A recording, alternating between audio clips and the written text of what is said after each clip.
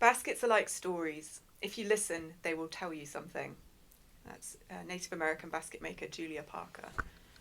Beautiful. Thank you so much for starting. Hello, everybody. Welcome back to the Seedling Podcast. We are your hosts, Simone and Mia. And today we've got the amazing herbalist and basketmaker Elizabeth with us. She's a guest, and today's episode is just going to be about her connection to nature, her craft, what she does, and how she connects with nature in her crafts.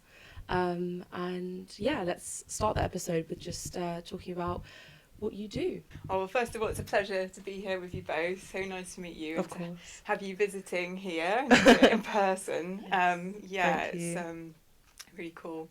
I work primarily with foraged materials, local native foraged materials. So willow bark, rush, grasses, all materials that have been used traditionally in basketry, but I'm kind of combining them and making interesting forms. So Amazing. It's beautiful. We've actually had the pleasure of seeing some of these beautiful baskets, and it's just so intricate and just must be so rewarding seeing all of that creativity coming out into like what it's into the materializing.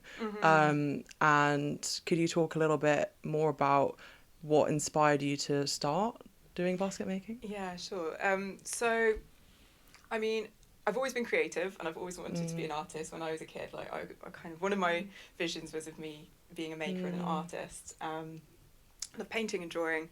But I guess the way that I was brought up was I wouldn't say it was disconnected from the natural world, but it definitely wasn't with a really deep knowing of nature and how we can, deeply interact with nature as humans and how we actually belong within the natural world, in a fundamental way. So the way that I was brought up engaging with like creative arts was by using imported materials, fabrics. I mean, I loved going to fabric shops and buying fabrics. Yeah. And, Oh my God. Even like crayons and pencils, like they're fantastic materials, but we often don't have any real sense of what their story is. And I did quite a lot of ceramics. I worked with polymer clays, which are kind of like plasticky clays. Wow, yeah. What else did I do? Quite a bit of kind of like fashion, like, costume making.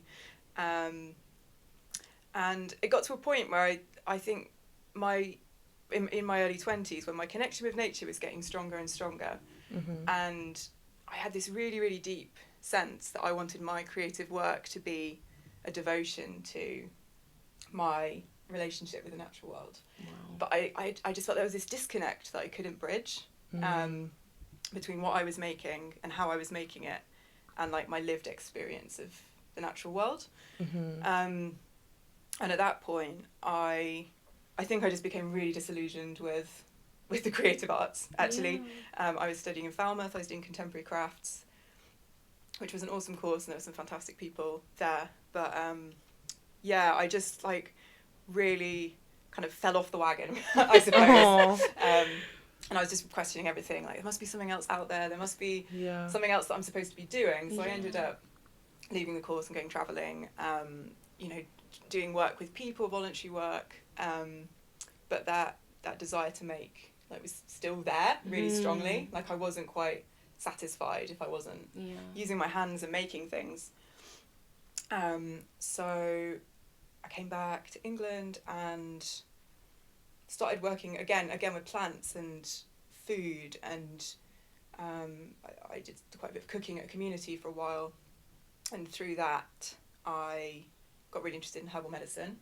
I suddenly was like, realised how powerful plants were. Oh and there was a kind of there was a big kind of like raw food, superfood movement, which I think is still happening, but like some of these foods that you could suddenly buy in shops, in health food shops, I was like, wow, this really is making me feel different. It's really having an impact on my mental health or my hormonal health. And so I ended up going to do a degree in herbal medicine, really from having very little knowledge of it. Wow. But it was definitely one of the best things I've done, even though it was quite tough to stick with it for 3 years. because it was a science degree, and Oh yeah. Yeah, it's really It's tough, yeah. a whole course. 3 years, wow. Yeah. Wow.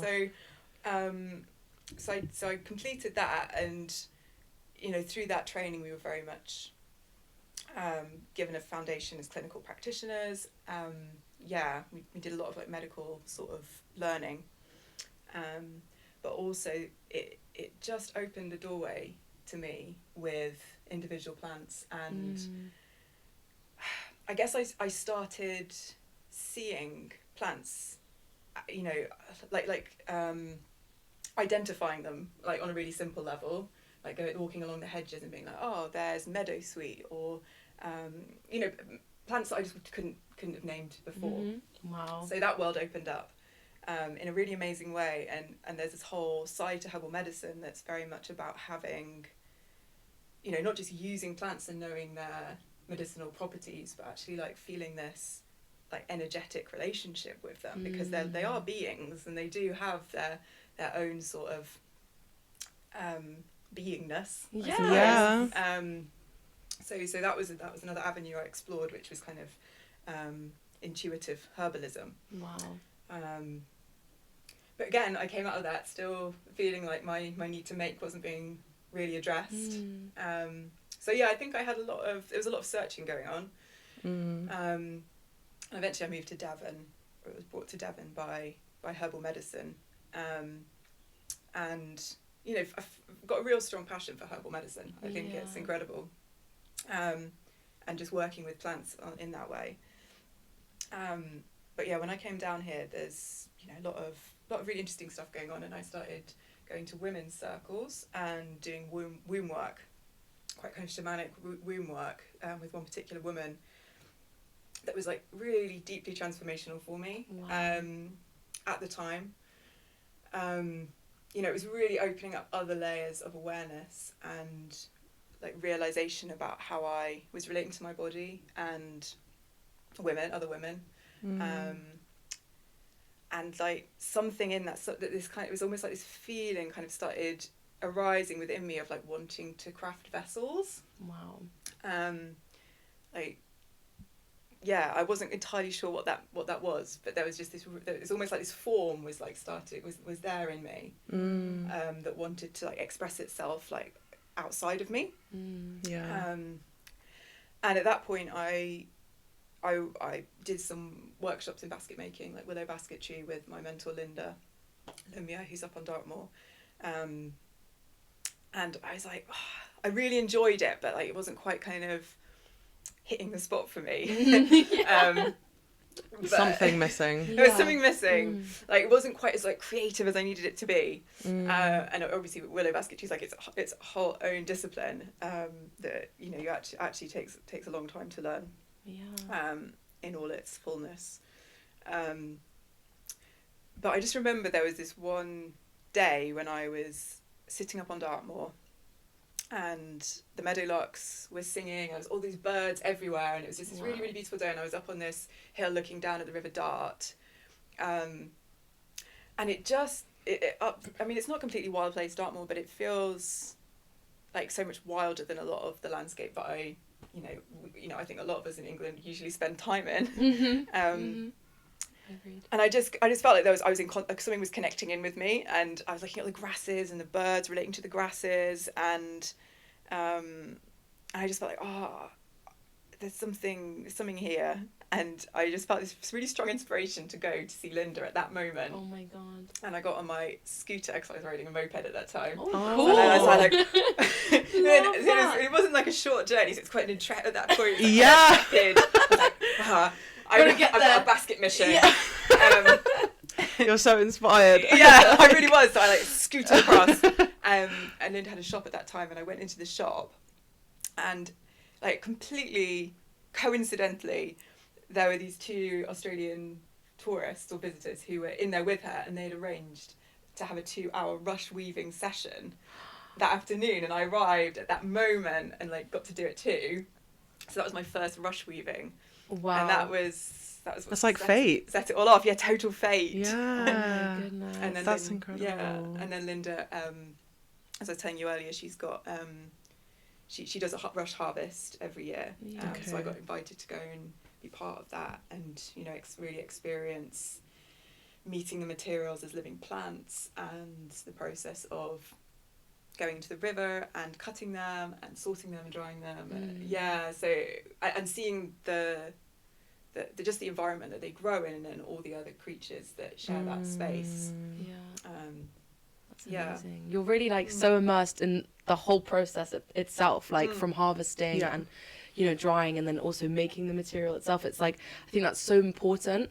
If you are making something, you just want to be so immersed and involved in the whole process, because also, like you were talking about, like plants telling a story and having like something to teach you, and I think that's so true with like all different types of plants. And also, I mean, you mentioned, I feel like everything that's kind of called you towards this has been like down a path of nature.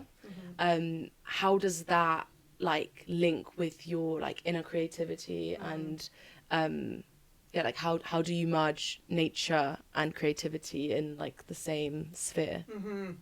Interesting. Well, big question. Big question. Sorry.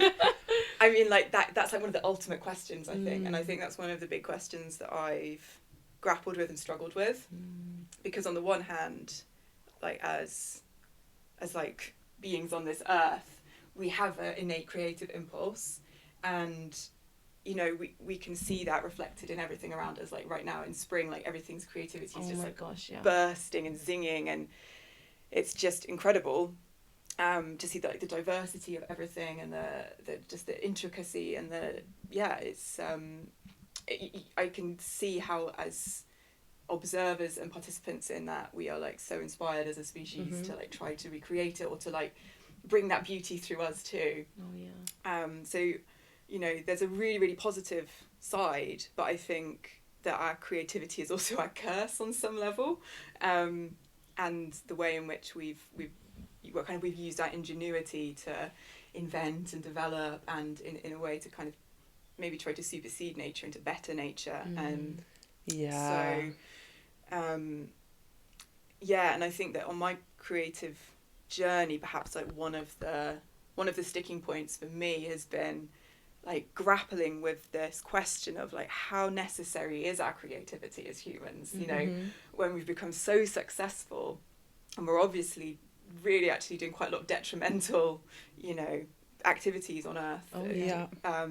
Like, where do we stop? Is creativity just indulgence now? That's really that's super interesting. So that I think it's really hard, if you've got a really creative soul and you just want to make things, to then also bring in that like consciousness and questioning, and to feel like you can still be yourself and do what you love, and honor that sort of impulse, and also like be truly in conversation with like the reality of what's unfolding. And I mean, you see it with technology and like AI. I think especially it's kind of like it's a runaway train. It's almost like if there's a possibility of being able to do it, you've got to try to do it, even if there's like quite a big danger there, or like question mark over. Where do we draw the line? Where's the line? Like, when do we draw it? Where do we draw it? What's the boundary? Exactly. And I think that's also that's like the innate human like want more and just keep pushing more. And I think like when will it be enough?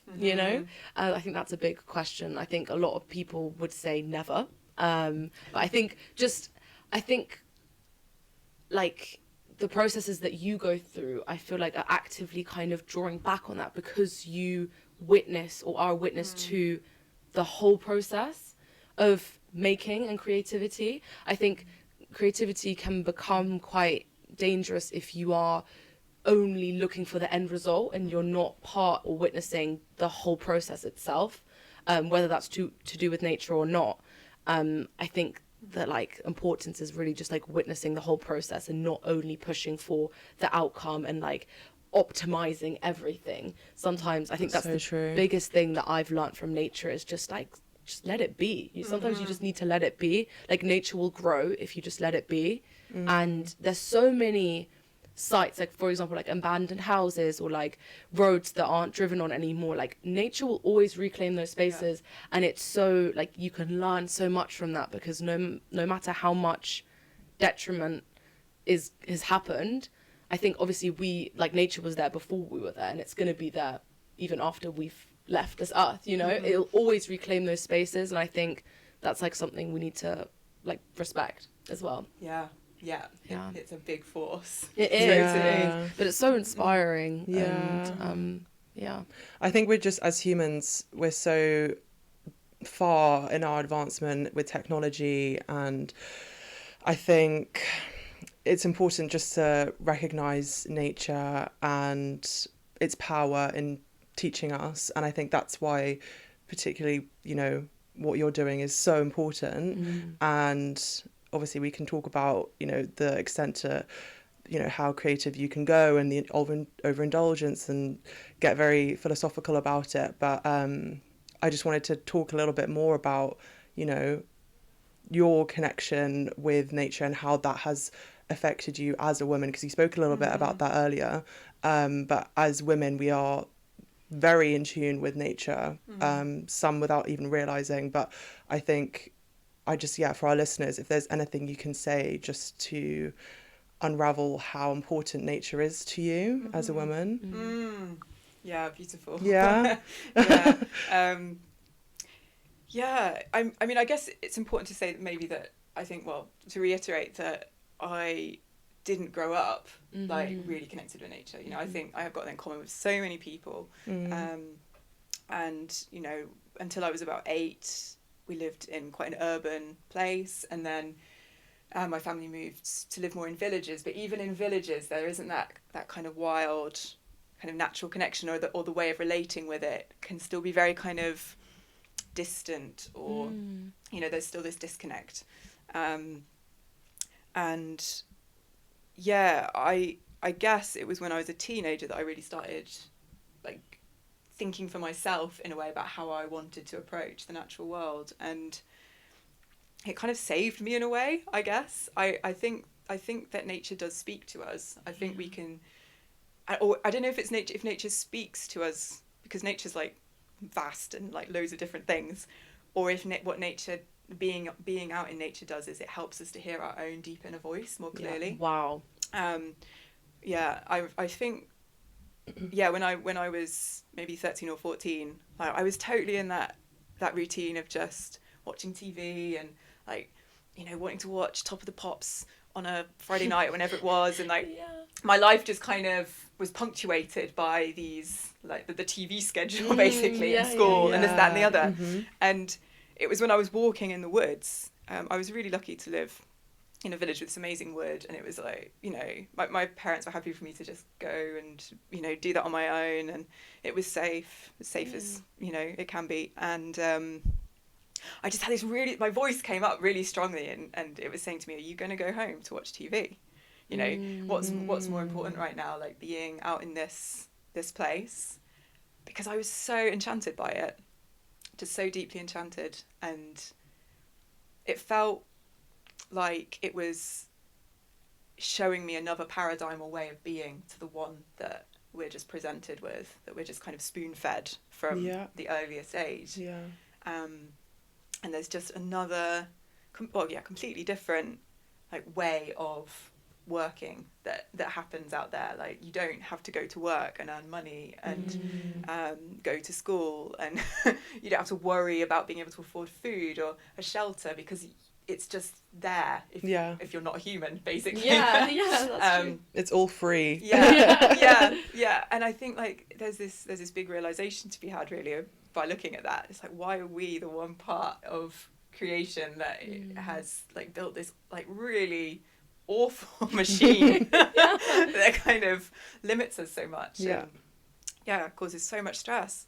But like the connection with being a woman as well, I think, I mean, I really struggled with my body image when I was younger, and I didn't think that I looked all right, and I think that was like nature was kind of an escape for me. It's like I wasn't being judged there.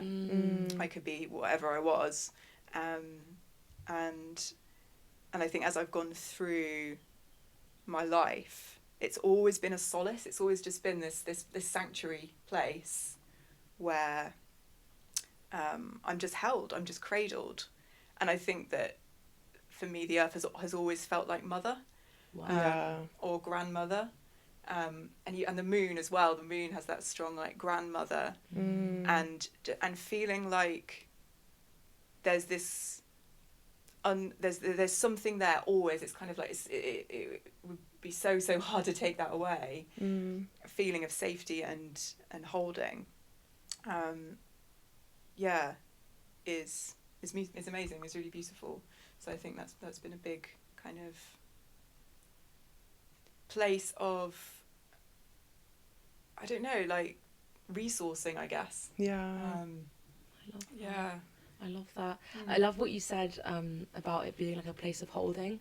I read a quote, I can't remember who wrote it, but I read a quote the other day, and it was like, I went into the ocean because I wanted to be held. And I feel like that's so powerful, because not only does water physically hold you, but it's like a different feeling of being held. It's just like by something unconditional.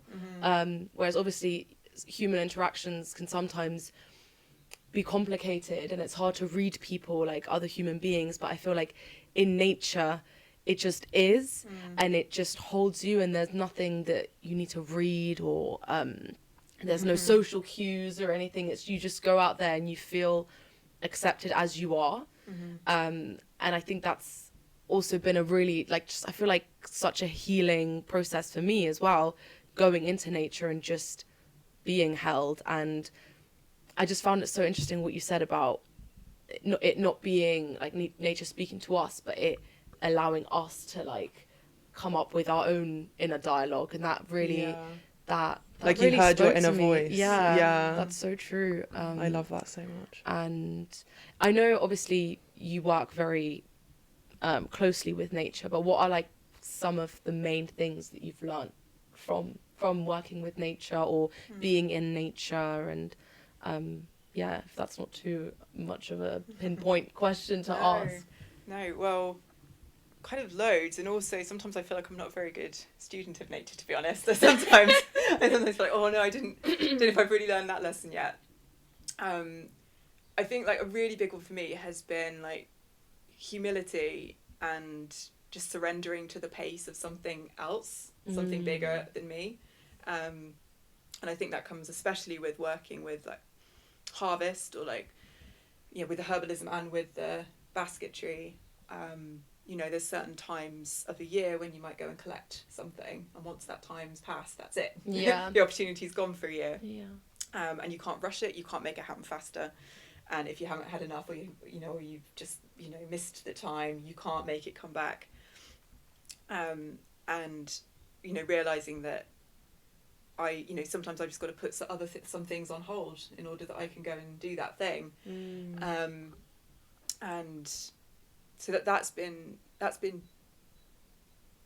significant. I think when when you work with other materials that are just available, you can just buy. And it includes with herbal medicines. You can buy herbal medicines, although they're not always the same as the ones that you've collected from your own local landscape. But yeah, when you do that, you can just work from your own will in a way.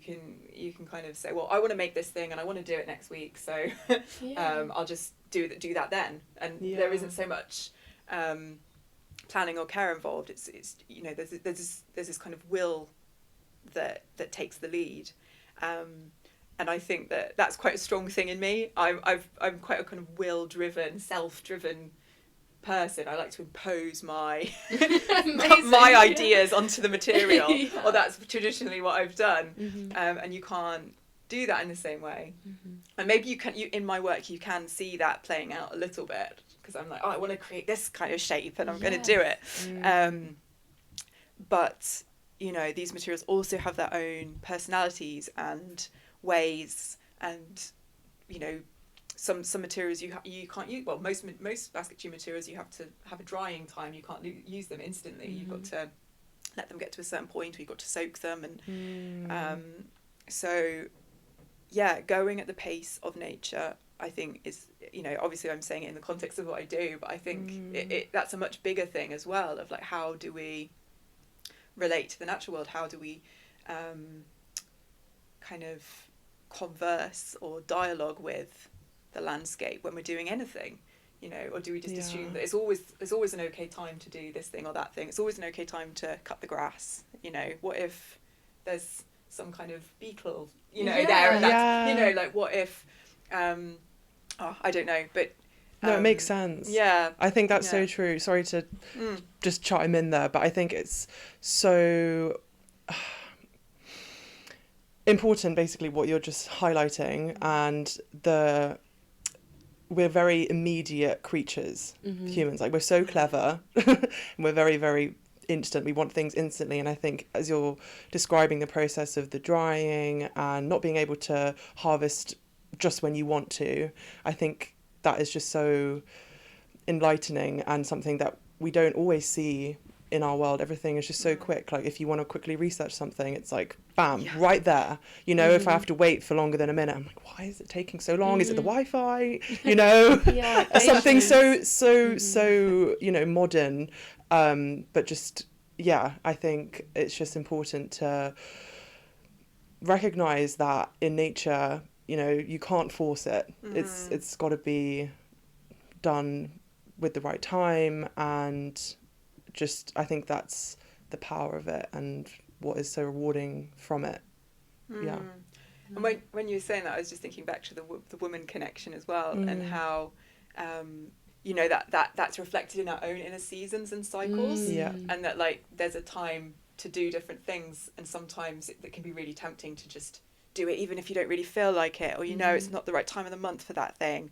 But to actually wait and do it at the time when it's ripe actually can be more fruitful, more wise, even if it feels like it's going against the grain of, like, what our culture tells us should be the way. Should be like the instant here and now. We should be, you know, it should be a possibility at any time to do a particular thing, like, I don't know, getting up on a stage and giving a talk, or I completely agree. I think that's a big thing that women can learn, because we're cyclical beings. We have a cycle, like an inner cycle, and that's another thing that connects us to nature, because nature is also cyclical. It also has the seasons, and I feel like living with your cycle, but also having that merged with the natural cycle, like the natural seasons of, like, winter is naturally where we are going to be more internal and need more rest and all of that stuff,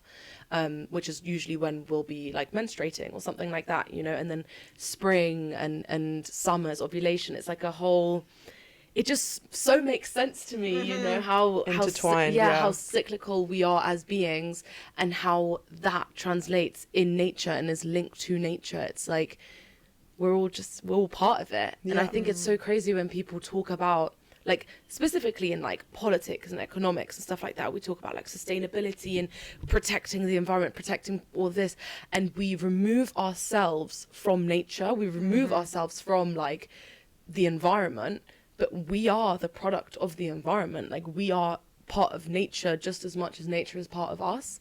And I think we sometimes forget that a lot, and removing ourselves from that is just so detrimental, because the more we ruin our natural environment, the more we're going to ruin ourselves, essentially. So just that duality between those two is just so, I find it so empowering and so liberating, because whenever I feel, you know, a certain type of way, or I doubt myself or anything, I'm like, but I'm literally just part of nature. This is just the process that I'm going through a shedding, I'm going through a death phase right now, and I'm going to be in spring, I'm going to be blooming again. And it's all, you know, a cycle of life. Yeah, that's so true. We spoke a little bit about basket making as, you know, what you like to do as your craft and your purpose. But we haven't really delved into the fact that you do that and you share it as a course with women. Could you talk a little bit about that and just enlighten us in how that happened and how you feel about it? Yeah. So as I was saying, I guess my desire to make baskets came from sitting with women and like delving into the kind of the feeling space of my own body. And I think because of that, it felt really important to me to kind of bring that back to women. So to kind of like, I've brought this basket out of me, and then I want to sort of give it back into that circle of women. So I really wanted to hold a workshop specifically for women where we'd make a basket that felt kind of womb-like and contained, and was quite inspired by this kind of mythic container, the Kista Mystica, which, I mean, I probably can't remember all about it right now, but it's a kind of recurring kind of symbol of like regeneration. I think it's found in the story of Isis and Osiris, where the kind of the dismembered body parts of Osiris are brought up from the underworld in a rush basket. So it's a kind of like this potent carrier, and then Moses in the bulrushes as well. Like Moses was put on this basket to save him from the Pharaoh.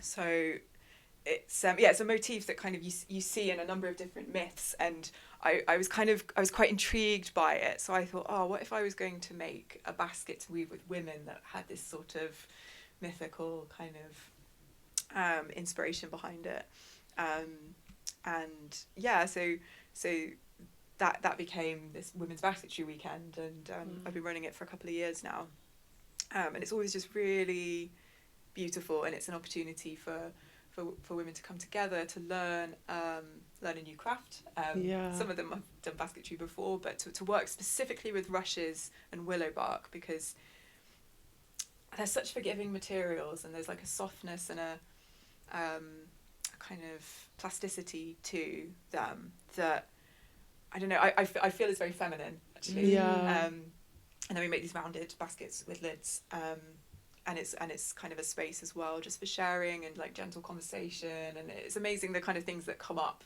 in a space like that. It's not forced. It's not kind of like, now we're going to talk around this. It's more just an opportunity to kind of see what comes out when we gather as women and make, which is such a kind of ancient experience, such an ancestral experience. Like women would have just been doing this and still do. The women, especially if they're at home looking after children, will be like making baskets and doing crafts, and basketry especially making a small basket is something you can do and just pick up while you're stirring a pot of stew, or just kind of rocking the baby a bit. Or, I don't know if you how realistic that is, but you can definitely do it with a baby on your back. And I feel like a lot of women are drawn to do that. I think it's something that we're craving, and it's therapeutic too. Like there's something that happens to the nervous system when you're weaving, and once you get into the rhythm, it kind of really just grounds you and soothes you. And I think that's part of why I'm so addicted to basket making, actually, because it just regulates me so much when I'm doing it. That's so powerful. Wow.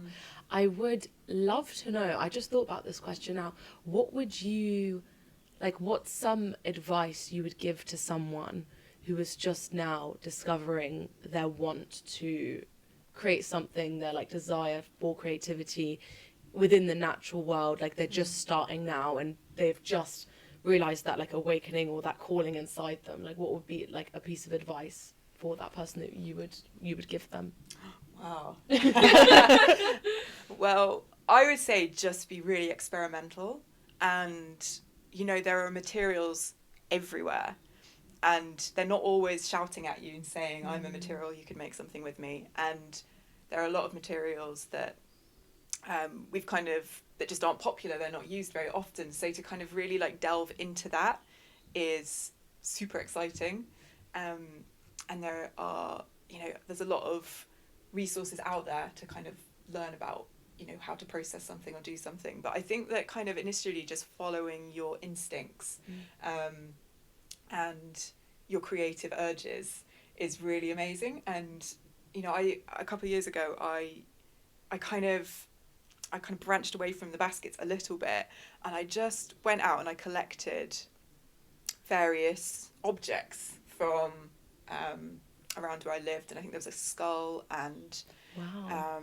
that was the most memorable one. Yeah. Maybe so, you know, just kind of like leaves, just things that caught my eye, and then I just kind of like did braids and wove them together, and I kind of created these sort of totemic sort of objects, and it was really fulfilling process to be in that, because basketry is very I don't know, it's very structured, and you kind of have this idea from beginning to end, but to kind of go in to nature without that idea, and to actually let the natural world guide you, can be really magical. Wow. And especially if I think often our creative urge comes from, like, I don't know, it can come from so many different places, but for me I think it often comes from a desire to like bring something forth from myself as well. So it's like seeing what's called out from me as I meet different things, and it could just be that you make something completely ephemeral that has no, you know, that doesn't have a life. It just kind of, you know, like Andy Goldsworthy's work, like it's just kind of, you know, an arrangement of leaves, or working with a particular colour that's in the landscape. But I think that's a really amazing way to start, because it brings your creativity into a place of conversation with the land, and immediately then there's a connection. And I think making that connection and starting that back and forth, or that feeling of conversation, is a gateway to, like, uncovering like what it is that you know, what your creativity really ultimately wants to be doing or expressing or creating. I love everything you've just said, and allowing nature to guide you, and opening the conversation, opening your heart to nature, I think is something, you know, so important. And I think a lot of people in our modern world have closed the door to nature, I think, and just don't really bother going outside doing much, apart from maybe going for a walk here and there, but don't really take in the surroundings. And I think, just what you've said has just really inspired me to open that conversation with nature, and just take in what it has to give me, and what I have to give to it as well. And I think there's so much healing that I could be doing, well, not even just healing, but just creative creations that I could be making, that would be really healing for myself, and especially for my inner child that was so connected to nature. And I'd love to just get into it. I think that thing about like really opening all your senses as well, because again I think like often when we're outside, we're like wearing big clumpy shoes and we're all kind of wrapped up, or, you know, to actually really like sensually explore like what's out there with our hearing, with our, and especially with touch. I think that's the thing, because making is all about hands, and well, it doesn't have to be, but you know, like taking your shoes off and putting your hands in the earth and like feeling, because like earth is incredible, like, you know, so healing. There's clay in there, like maybe you'll find some clay and start making pots in a stream or something. And bark, you know, like I use a lot of bark in my work, but there's something like, you know, there's lots of trees that have bark that you can weave with, but like interacting with that and touching the plants and the leaves, and seeing like, is this a plant that I could make into cordage, or is this a plant that has useful fibres? And it's all information that your senses will give you, or can give you. It's not stuff that you necessarily have to like read about or watch a video about initially. And I think there is that like child connection in that, because when we're children that's just comes so naturally, and we're like constantly like tasting worms, literally. And, not advocating mud that, soup. And like just returning a bit to that, and like letting go of all our kind of inhibitions about like what we should or shouldn't do. And you said something as well about reciprocity that I think is really key, in engaging with process. So kind of rather than being really focused on product and like making this particular finished thing, when you're really in process and in you know, in that kind of like fluid space of creation, it opens the door to just like offering something back in a way through what you've done. Like if you're not attached to what you make at the end, and that can actually become something that just returns to the earth, but maybe in quite an intentional way, and like in a kind of gesture of gratitude. It can even just, it doesn't have to be a serious, or it never has to be serious, but it's kind of just like playful, you know, almost, in the most peaceful, you know, I don't know what I was going to say, abusive, but like you don't want to just like abuse nature and say it's play. You're just, you know, creating, and if it doesn't, you know, turn out exactly what you envisioned it to be, it's okay. It's like you're just doing something that's charging you, you know. Nature really does charge you. And and there's so many things that you can do to give back. Like obviously, you can, you know, spread wildflower seeds and help the growing of nature, but also just like for example, where I live, there's like if you walk for a while, there's like a natural spring, and there's like a literal like a community around of people that get their water from there, and they always leave little offerings by the spring, and then sometimes, say if I don't have like an offering or something, I will just like sing or like dance or do like a little meditation by it, just to like have the energy exchange, you know, give something, even if it's not a physical thing, like give my energy, give my sound, my voice, my presence, and I feel that that's also something that you can return to nature, and like hug a tree, sing to a tree, like say thank you. Like I've tried to start doing this thing, say if I'm like sitting under a tree or by a bench or something, I'm always trying to say like thank you to the surroundings,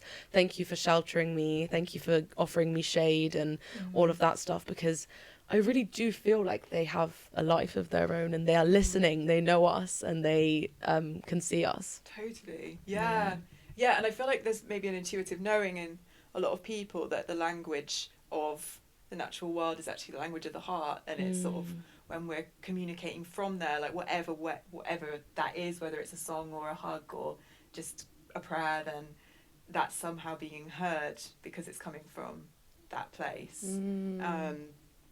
And I just love that, you know, you see these like particular places that are just like really, really honoured and respected, like the clootie trees and with all the little kind of ribbons and things in them, and the springs. It's I think it's just kind of up to you how you feel you want to give that energy. I agree. So true. Have you got any other questions you want to ask Elizabeth?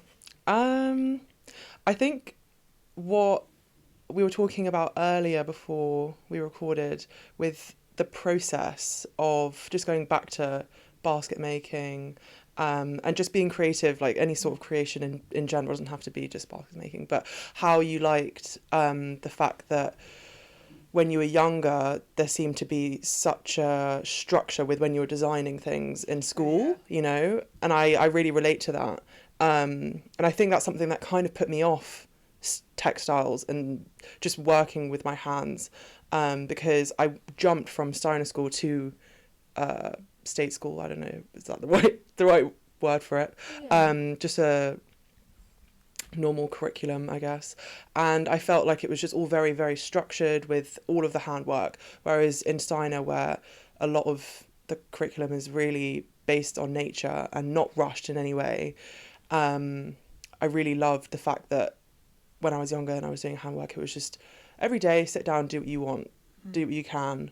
And obviously they'd say, okay, we're going to be making this, but there was never any set steps. You know, you have to be really, you can just be creative. And obviously I just spoke quite a lot there, but I mean, I just would love you to elaborate a little bit more on that, and like how you like the fact that it's just go with the flow kind of thing. Yeah.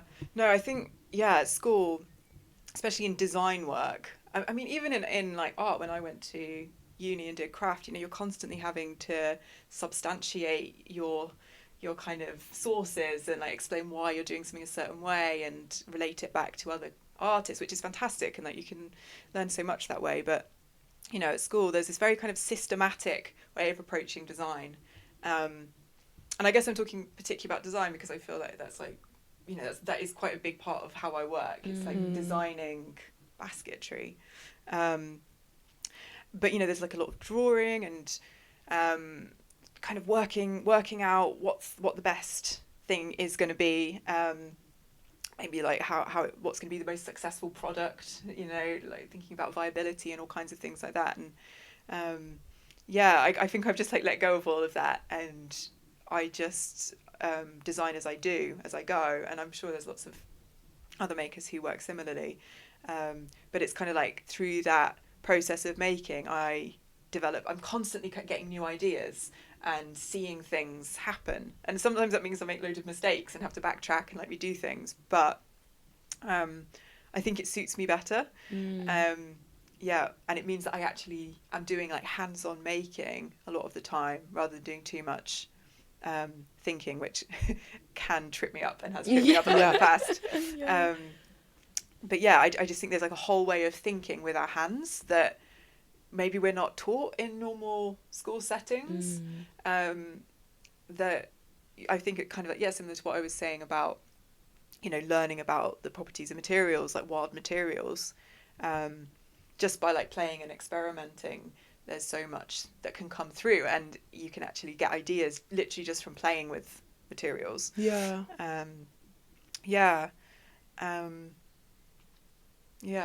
think, is there anything else? No, I mean, I just liked, I liked the way you phrased it earlier, and it really spoke to old me, feeling like really nutshelled and categorized into like, okay, this is the way you're going to get the best grade in textiles or DT or whatever.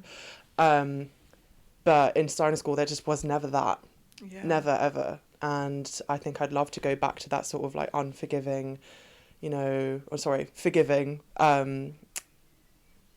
creative mode of creating. I don't even know what I'm saying. It's more feminine as well, isn't it? It's got like a feminine essence to it, of like just flexible, you know, and just like it's just allow things to take their time and not rush anything and just use your intuition. And I think you're just a really great role model for just being intuitive, and really I can just really see this complete intuitive feminine energy within you. And I think you should be really proud of where you are and how much of an impact you've made on everyone's lives.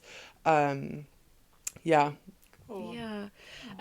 it's just been such an honour to have this conversation with you, and you be present with us and sharing your experiences and thoughts and inspirations with us. It's just been really inspiring for us as well. I feel like I've learnt so much just interacting, conversating with you, so I'm really grateful. Thank you. Before we wrap up, could we just ask you where people can find you on socials, when your next workshop is? Do you sell your baskets, or where can people find that? And so I'm most active on Instagram, so I'm foraged_futures on there, and I've also got a website that lists most of my workshops, and I've got a newsletter. So if you want to sign up to my newsletter through my website, then that would give the most updates about workshops. I think when this is due to go out, I will have a course coming up in early May. I think 9th to 12th of May, I'm going to be running a really amazing rush weaving retreat on Dartmoor. So we're going to be hopefully among the bluebells in beautiful sunshine, making foraging pouches.